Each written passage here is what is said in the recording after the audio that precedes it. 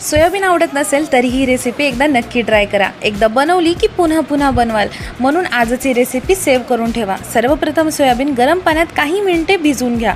मऊ झाल्यावर त्यातील पाणी पूर्णपणे काढून हाताने दाबून अतिरिक्त पाणीही काढून टाका। आता एका भांड्यात सोयाबीन, गरम मसाला, धने पावडर, जिरा पावडर, लाल तिखट, हळद, कसुरी मेथी आणि दही घालून सगळं छान मिश्रण मिक्स करा। हे मिश्रण 30 मिनिटं मॅरिनेट होऊ द्या।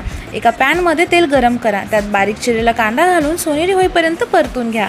त्यानंतर आले लसूण पेस्ट घाला, कच्चा वास जाईपर्यंत परतून घ्या।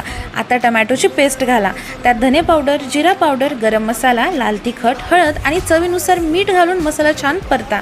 थोडंसं पाणी घालून मसाल्यातून तेल सुटेपर्यंत शिजवा। आता मॅरिनेट केलेले सोयाबीन घालून ग्रेव्ही सोबत छान मिक्स करा आणि काही मिनिटं असं चांगलं शिजवून घ्या, म्हणजे मसाल्याची चव सोयाबीनमध्ये मस्त मुरेल। शेवटी भरपूर ताजी कोथिंबीर घाला आणि इथे तुमचा मंडळी झणझणीत मसालेदार जबरदस्त सोयाबीन मसाला करी तयार आहे। गरमागरम चपाती, पराठा किंवा भातासोबत नक्की ट्राय करा। आणि हां, जेवण झालं का चॅनलला सबस्क्राईब करायला विसरू नका मंडळी। धन्यवाद।